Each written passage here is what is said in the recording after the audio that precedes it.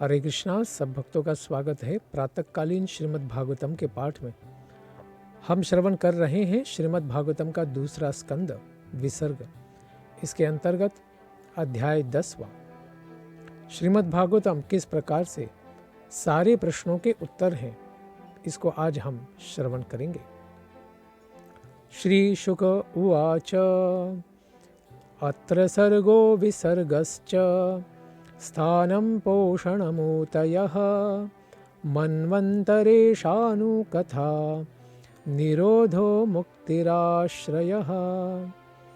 श्रीमद् भागवतम किस प्रकार से 10 विषयों के बारे में पूर्ण ज्ञान देते हैं, इसके बारे में शुकदेव गोस्वामी बता रहे हैं कि वे कौन से 10 विषय हैं। ब्रह्मांड की उत्पत्ति, उपसृष्टि यानी ब्रह्मा जी के द्वारा द्वियम सृजन, लोकांतर, भगवान द्वारा सब जीवों और लोकों का पोषण, सृष्टि की प्रेरणा, मनुओं के परिवर्तन, फिर ईश्वर भगवान का दिव्य ज्ञान, अपने घर यानी भगवत धाम जीवों को कैसे वापस जा सकते हैं उसका ज्ञान, मुक्ति और आश्रय, इनसे संबंधित है यह 10 विषय। और खास करके दशमस्य विशुद्ध्यर्थम, और जो 10वां विशेष आश्रय तत्व है जो भगवान के श्री चरण कमल है, उसकी दिव्यता तो अन्यों से पृथक करने के लिए, अलग से श्रेष्ठ रूप से बताने के लिए उन सब का वर्णन कभी वैदिक साक्ष्य से यानी वैदिक शास्त्रों के द्वारा, कभी प्रत्यक्ष व्याख्या करके उसको विशद करके, और कभी महापुरुषों के द्वारा गाई गई बताई गई संक्षिप्त व्याख्याओं से किया जाता है। वर्णयन्ति महात्मनः, इस प्रकार से ज्ञान की प्राप्ति हो सकती है, वेदों के द्वारा, साधुओं के द्वारा और सत्पुरुष यानी सद्गुरु के द्वारा। तो संसार में जो भी प्रकटीकरण है वो सब विशेष करके 16 तत्व विशेष हैं। इसमें 5 तत्व हैं, क्षिति, जल, पावक, गगन और वायु, और तन्मात्राएं हैं ध्वनि, रूप, स्वाद, गंध, स्पर्श, तथा इंद्रियाएं हैं नेत्र, कान, नाक, जीभ, त्वचा एवं मन। इनकी तात्विक सृष्टि, इसी को सर्ग कहा जाता है। इन 16 तत्वों के निर्माण को ही सर्ग यानी प्राथमिक सृजन कहा जाता है, जो भगवान के द्वारा ही किया जाता है। और प्रकृति के गुणों की बात की जो अंतक क्रिया है, इसके बाद जो प्रकृति का प्रकटीकरण है, उसे विसर्ग यानी द्वियम सृजन कहते हैं, और इसको चलायमान किया जाता है ब्रह्मा जी के द्वारा। इस प्रकार से सर्ग और विसर्ग इसकी स्थिति है। तो स्थिति क्या है? स्थिति वैकुंठ विजयः। जीवात्मा के लिए उचित तो यही है कि वह भगवान श्री हरि के नियमों का पालन करे, उसी से उनका पोषण होगा। पूर्ण पुरुषोत्तम भगवान के संरक्षण में रहना ही पूरी तरह से मानसिक शांति प्राप्त करने का एकमात्र तरीका है। पोषणम तद अनुग्रह। इसीलिए भगवान का अनुग्रह यानी कृपा प्राप्त करना ही सब जीवों का पोषण है। उसके पश्चात मन्वंतरानि सद्धर्म, सभी मनु जो ब्रह्मा जी के दिन में 14 मनु होते हैं, तथा उनके नियम यानी मनु संहिता जीवन को सही दिशा देने में समर्थ होती है। और इसके पश्चात ऊतयः कर्म वासना, कार्य करने की जो प्रेरणा है इस संसार में, वही सकाम कर्म की आकांक्षा है कि इस संसार में भोग प्राप्त करना, सुख प्राप्त करना जो शारीरिक यानी मानसिक और शारीरिक स्तर पर है, उसे ही कर्म वासना को ऊतयः कहते हैं, जिसके द्वारा सारे जीव इस संसार में कार्यान्वित होते हैं, कार्य करते हैं।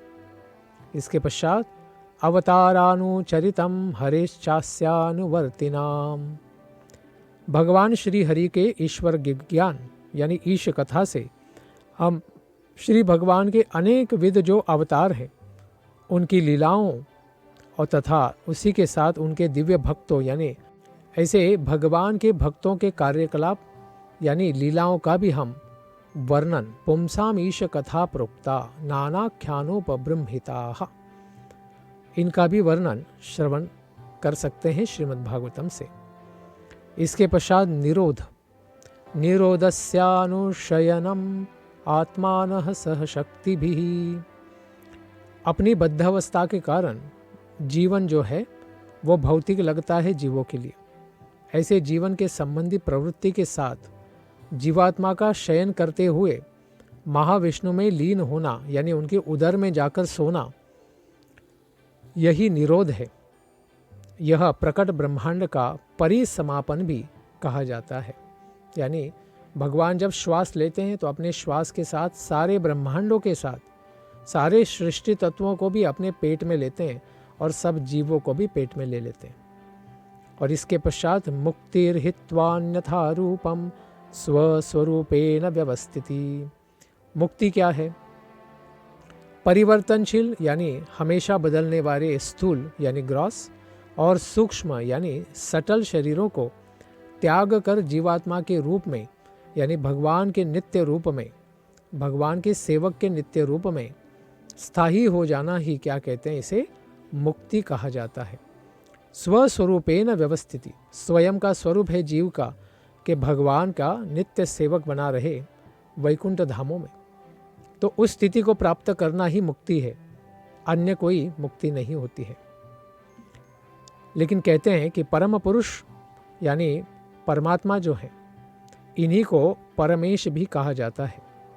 यह दृश्य जगत के परम स्रोत है, कारण है, और इसके भौतिक जगत के आगार यानी आश्रय स्थल है। स आश्रय परम ब्रह्म परमात्मेति शब्दते। तो सारा संसार, सारे लोग, सारे जीव केवल भगवान के चरणों में ही आश्रय को प्राप्त करते हैं। इस प्रकार से सब जीवों के, सब लोकों के, सृष्टि के, महत्त्व के, प्रकृति के, सबके कारण परम स्रोत, परम सत्य भगवान श्री हरि ही केवल एक है। विभिन्न इंद्रियों से युक्त व्यक्ति आध्यात्मिक पुरुष कहलाता है। यो अध्यात्मिको यम पुरुषः, और इन इंद्रियों को वश में रखने वाले देवता श्री विग्रह आदिदैव कहलाते हैं। तो आदिदैव इस संसार में देवताओं के रूप में प्रकट होते हैं, और नेत्र गोलकों के दिखने वाले जो स्वरूप हैं उन्हें आदि भौतिक पुरुष कहा जाता है। अर्थात इस संसार में जो अलग अलग जीव प्रकट होते हैं वे आदिभूत का ही प्रकटीकरण है। आदिदैव देवता और आध्यात्मिक यानी इंद्रिया और मन इस रूप में इस संसार में प्रकट होते हैं, और इनके तीन क्लेश भी इसी प्रकार से इन्हीं नामों से जाने जानते हैं। शरीर और मन के क्लेशों को आदि आध्यात्मिक क्लेश कहते हैं।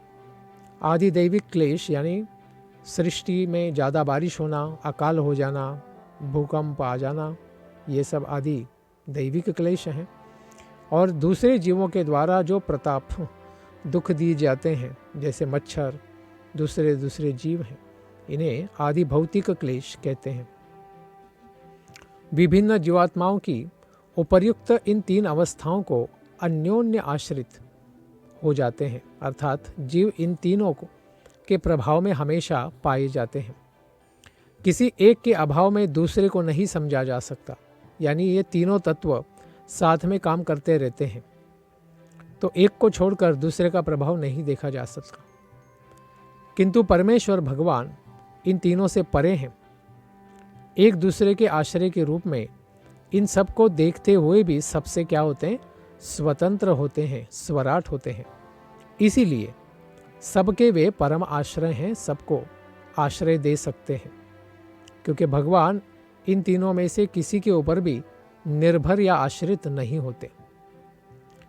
विभिन्न ब्रह्मांडों को पृथक करके विराट स्वरूप भगवान श्री महाविष्णु, जो इस संसार में भगवान के पहले प्रथम पुरुष अवतार हैं, उनके प्रकट होने के स्थान को ही कारणार्णव कहा जाता है। अर्थात महान सागर, कारण समुद्र उसे कहते हैं। इससे बाहर वे आए थे और सृजित दिव्य जल यानी गर्भोदक में अलग अलग रोमकूपों से आने वाले छोटे छोटे बुलबुलों में जो भगवान स्वयं प्रवेश करते हैं और अपने श्वेत जल से, पसीने से भगवान उस बुलबुले को आधा भर देते हैं और उसी में एक ब्रह्मांड की रचना बाद में की जाती है। इस प्रकार से भगवान हर एक ब्रह्मांड में गर्भोदक्षाई विष्णु नाम से प्रवेश करते हैं। और परम पुरुष निराकार नहीं है, वे दिव्य आध्यात्मिक आकार रखते हैं क्योंकि उनका आकार भौतिक नहीं है। इसीलिए कुछ लोग उन्हें निराकार भी कहते हैं क्योंकि उनका भौतिक आकार नहीं है। अतः वे स्पष्टता से कहें तो नर अथवा पुरुष ही है। इसीलिए इन परम नर द्वारा ही उत्पन्न दिव्य जल को नार कहते हैं। नर से उत्पन्न जो है वो है नार, यह तद्धित रूप बनता है क्योंकि इसी जल में भगवान शयन करते हैं। इसीलिए उनके नार में जो अयन करते हैं, घर बनाकर रहते हैं, निवास करते हैं, आराम करते हैं, उन्हें नारायण कहा जाता है। मनुष्य को यह भली भांति समझ लेना चाहिए कि समस्त भौतिक संसार में जो भौतिक तत्व हैं, कर्म है, काल है और गुण है, और इन सब को भोगने वाले जो भी जीव हैं, ये सब भगवान की कृपा से ही इस संसार में विद्यमान होते हैं। अन्यथा वे इस संसार में कुछ भी नहीं कर सकते। भगवान की कृपा से ही उन्हें भौतिक शरीर प्राप्त हो सकते हैं, जिनके द्वारा वे कर्म में लग सकते हैं, और उनके द्वारा उपेक्षित होते ही ये सारी वस्तुएं अस्तित्वहीन हो जाती हैं। अर्थात अगर भगवान इसका आधार न हो तो सब चीज़ें अपने आप ही नष्ट हो जाएंगी। योग निद्रा की शैया में भगवान लेटे हुए होते हैं और एकाकी रूप में से नाना प्रकार के दिव्य जीवों को प्रकट करते हैं, और इस प्रकार से इच्छा करते हुए वे अपनी बहिरंगा माया शक्ति से सुनहरे रंग का वीर्य प्रतीक उत्पन्न कर देते हैं, जिसके द्वारा सारे जीवों को उत्पन्न किया जा सकता है। जैसे भौतिक पुरुष के शरीर से वीर्य के द्वारा ही जीवों को प्रकृति में गर्भस्थ किया जाता है, तो उसी संकल्पना को भगवान से ही लिया गया है। तो भगवान भी इस प्रकार से स्वर्ण शक्ति, वीर्य शक्ति को सारे जीवों के साथ प्रकट करते हैं। तो यहाँ पर सुखदेव जी कहते हैं कि तुम मुझसे सुनो कि भगवान अपनी एक शक्ति को किस प्रकार अधिदैव, अध्यात्म और अधिभूत नामक 3 विभागों में विभक्त कर देते हैं, जिसका उल्लेख मैंने पहले किया है। महाविष्णु, कारणदक्षाई विष्णु, इनके दिव्य शरीर के भीतर स्थित आकाश से ही इंद्रियों का बल, मन का बल, मानसिक बल तथा शारीरिक बल भी उत्पन्न होते हैं। इनके साथ ही संपूर्ण जीवनी शक्ति, जिसे प्राण कहते हैं, उसका समग्र परिपूर्ण उत्स यानी स्रोत उत्पन्न होता है। भगवान से ही ये सारी शक्तियाँ प्रकट होती हैं। जिस प्रकार राजा के अनुयायी अपने स्वामी का अनुसरण करते हैं, प्राइम मिनिस्टर के पीछे उनका सारा मंत्रिमंडल चलता है, उसी तरह संपूर्ण शक्ति के गतिशील होने पर, कार्यान्वित होने पर अन्य समस्त जीव भी हिलते डुलते यानी गति करते हैं। और जब संपूर्ण शक्ति निश्चेष्ट हो जाती है, शांत हो जाती है, तो अन्य समस्त जीवों की इंद्रिय और उनकी क्रियाशीलता भी पूर्णतः रुक जाती है। विराट पुरुष जी के द्वारा जो भगवान से ही प्रकट होते हैं, जो भौतिक रूप है, इनके द्वारा विचलित किए जाने पर ही जीवनी शक्ति यानी प्राण ने भूख तथा प्यास को उत्पन्न किया, क्योंकि यह न हो तो कोई न जल पिएगा न ही खाना खाएगा। और जब विराट पुरुष ने पीने तथा खाने की इच्छा की, तब फिर इस संसार में मुंह खुल गया, यानी मुंह प्रकट हो गया। मुखस्तस्तालु निर्भिन्नम, और मुख से तालु प्रकट हुआ, और फिर जीभ उत्पन्न हो गई। इस प्रकार से पूर्ण मुंह तैयार हो रहा है। इसके बाद विविध स्वादों की उत्पत्ति हुई, अलग अलग रसों की, और जीभ उनका स्वाद ले सकती है, इसीलिए उसे रसना भी कहा जाता है।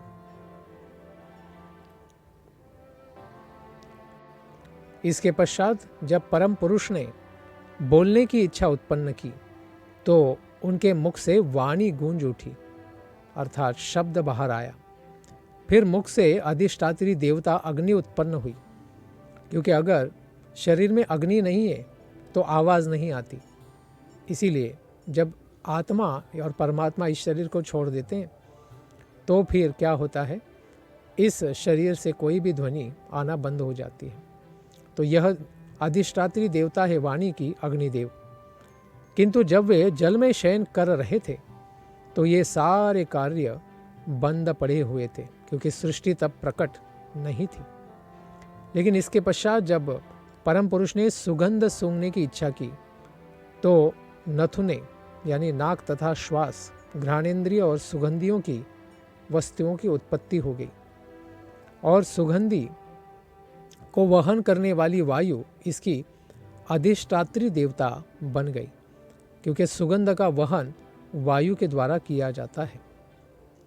इस प्रकार जब सारी वस्तुएं अंधकार में विद्यमान थी तो भगवान की अपने आप को ही तथा जो कुछ उन्होंने रचा था, रचना की थी, उन सबको देखने की इच्छा हुई, क्योंकि अभी देखने की इच्छा नहीं की थी, अभी देखने की इच्छा कर रहे हैं।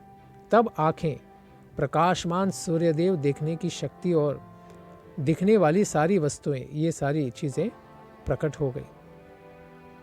महान ऋषियों के द्वारा जानने की इच्छा विकसित होने से ही कान सुनने की शक्ति और सुनने की अधिष्ठात्री देवता तथा सुनने की सारी वस्तुएं भी प्रकट हो जाती हैं। ऋषिगण आत्मा के विषय में सुनना चाह रहे थे, वो भौतिक चीज़ें नहीं सुनना चाहते, भगवान का चिंतन ही सुनना चाहते, उनकी कथा ही सुनना चाहते।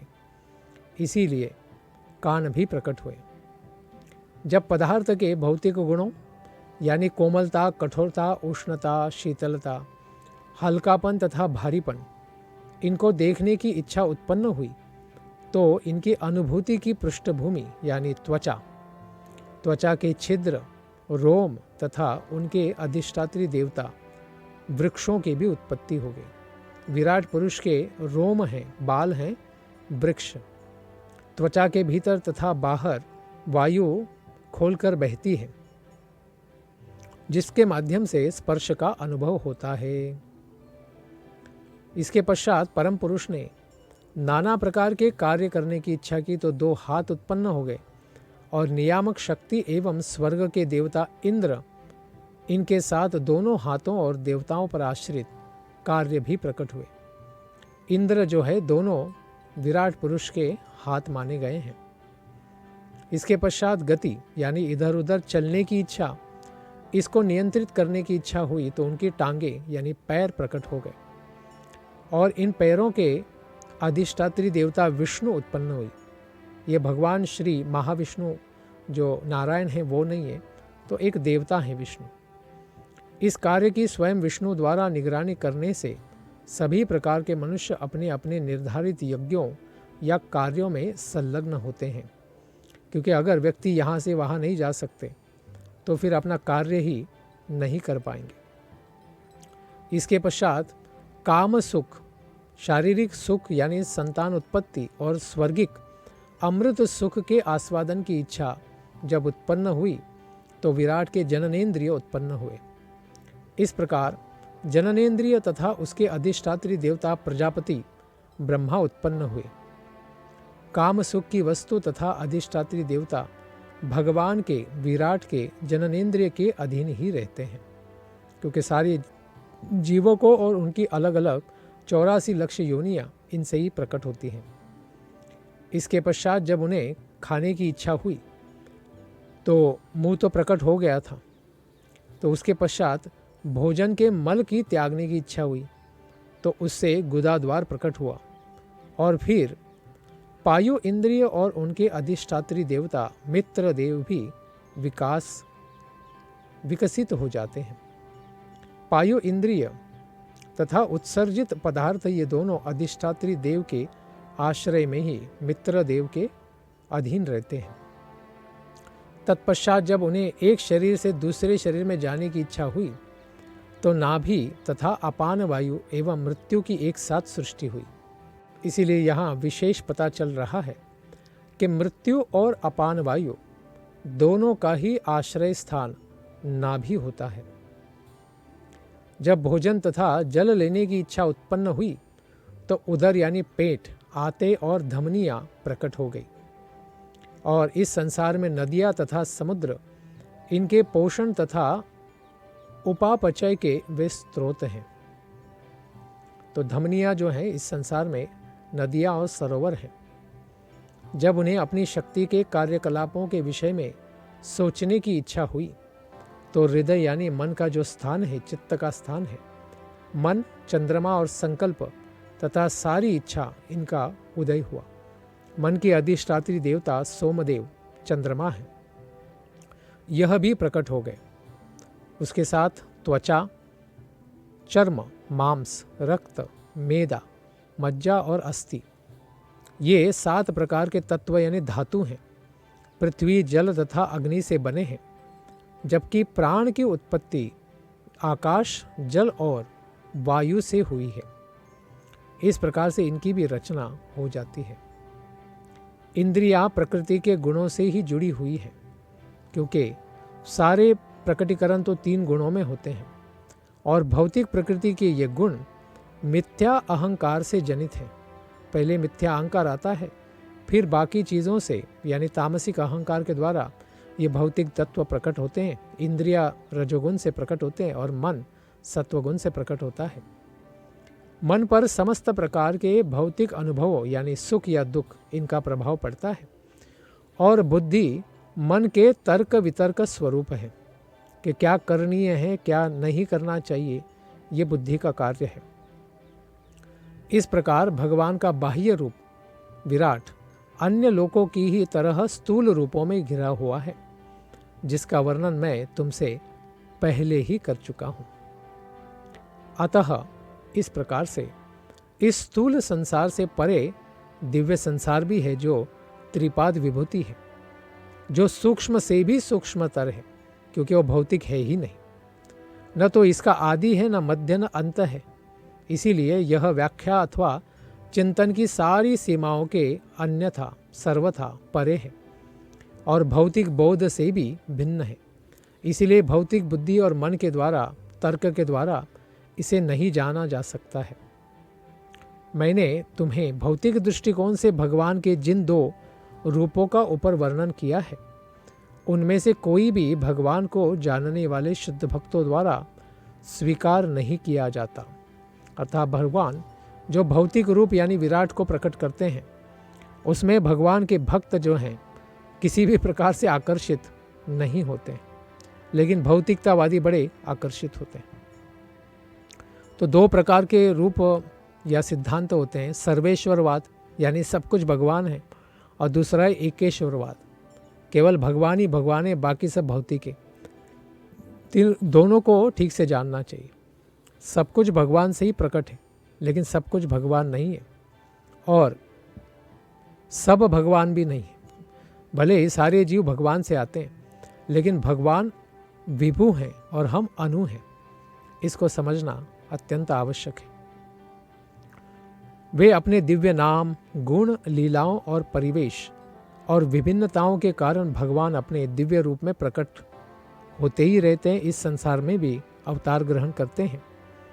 यद्यपि उनकी समस्त लीलाओं, कार्यकलापों का उन पर कोई प्रभाव नहीं पड़ता, किंतु वे व्यस्त से प्रतीत होते हैं।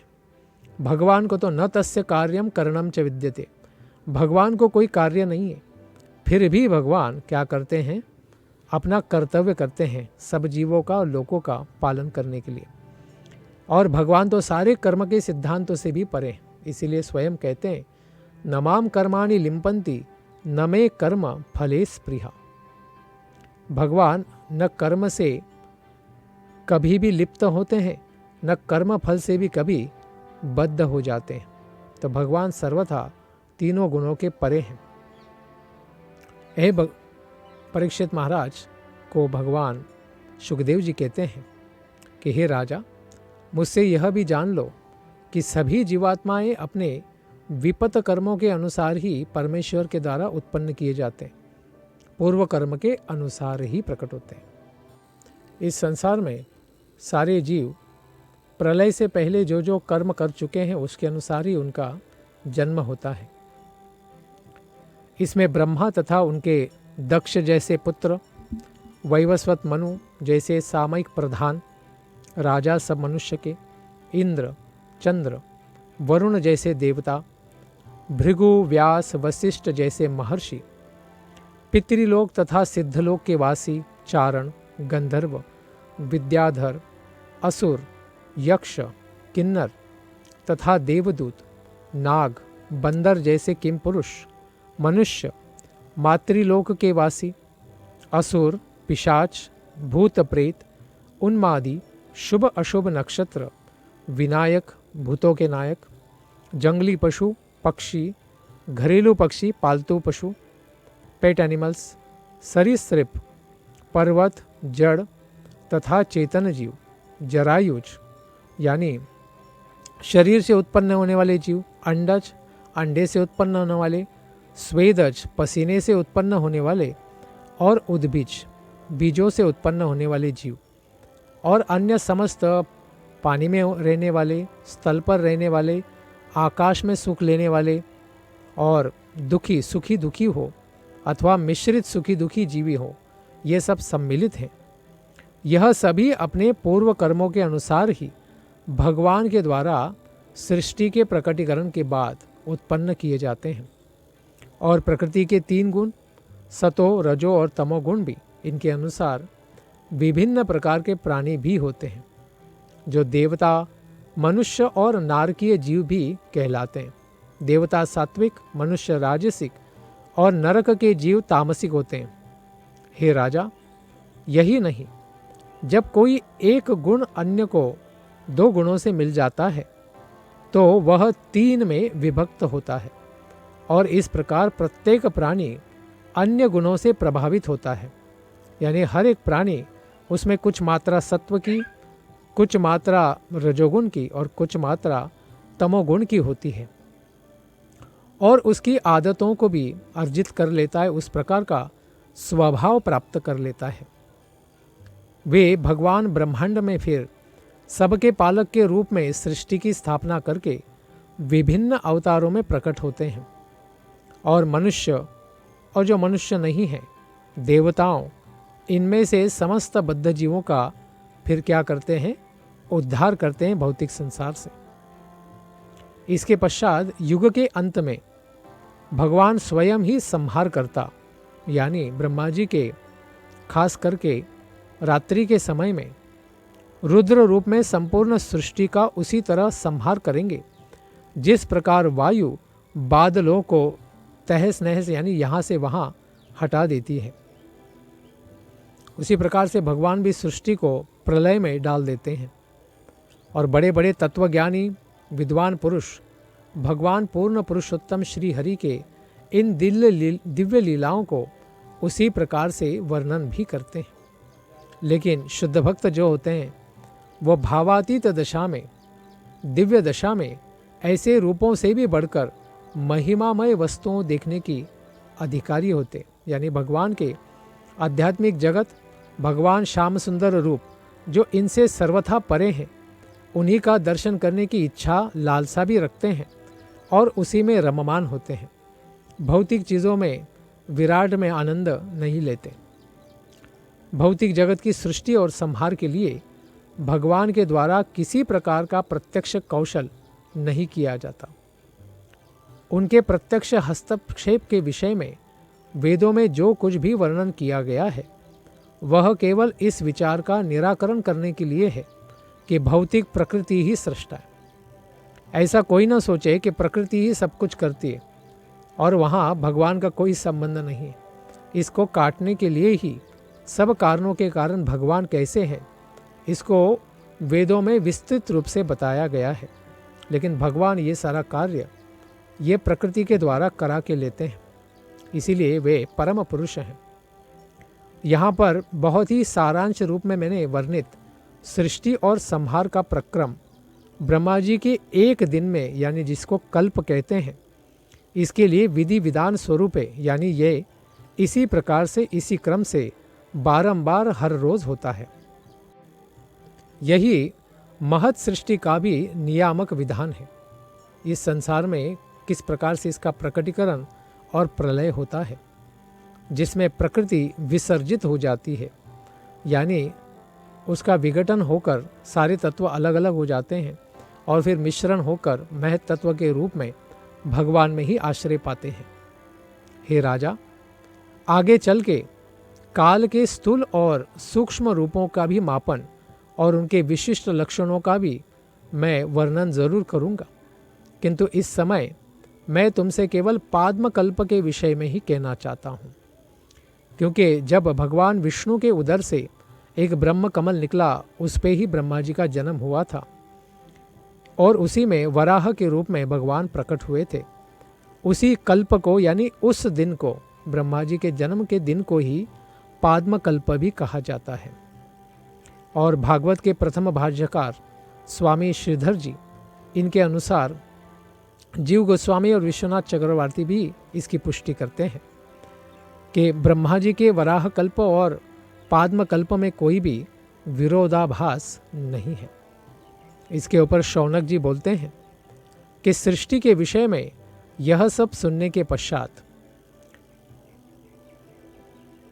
शौनक जी सूत गोस्वामी जी से विदुर के विषय में पूछते हैं, क्योंकि यह पहले में कथा में कहा गया है कि विदुर जी जब हस्तिनापुर से निकल गए थे तो आगे जाके वे मैत्रेय ऋषि से मिले थे, क्योंकि सूत गोस्वामी जी ने यह पहले ही बता के रखा था कि विदुर जी ने किस प्रकार अपने परिजनों को छोड़कर गृह त्याग किया और जिसे छोड़ पाना इस संसार में बड़े से बड़े व्यक्ति के लिए भी बड़ा दुष्कर होता है। इस प्रकार से शौनक ऋषि कहते हैं, आप हमें कृपा करके ये बताइए कि विदुर जी और मैत्रेय जी के बीच में जो आध्यात्मिक चर्चाएं हुई, उसमें विदुर जी ने कौन कौन से प्रश्न पूछे, मैत्रेय मुनि ने उनके क्या क्या उत्तर दिए, और कृपा करके यह भी बताइए कि विदुर जी ने अपने कुटुंबियों को क्यों छोड़ा था और वे पुनः घर क्यों लौट आए थे, और तीर्थ स्थानों की यात्रा के समय में उन्होंने जो जो कार्य संपन्न किए उनका भी कृपा करके आप वर्णन कीजिए। तो ऐसा प्रश्न पूछने के बाद सूत गोस्वामी जी कहते हैं कि अब मैं तुम्हें वे सारे विषय विस्तृत रूप से बताऊंगा जिन्हें राजा परीक्षित के द्वारा पूछे जाने पर महामुनि ने कह सुनाया था, क्योंकि इसी प्रकार के प्रश्न महाराज ने शुकदेव गोस्वामी से पूछे थे। तो कृपा करके तुम इन्हें अत्यंत ध्यानपूर्वक श्रवण करो, और यही विस्तार होगा इसका तृतीय स्कंद में। इस प्रकार से द्वितीय स्कंद की यानी विसर्ग की लीला यहाँ समाप्त होती है। सर्ग विसर्ग इसका विस्तृत वर्णन थोड़ा और आएगा तीसरे स्कंद में, जिसको हम श्रवण करेंगे विदुर जी और मैत्रेय ऋषि इनके संवाद में आने वाले सत्र में। धन्यवाद। हरे कृष्ण।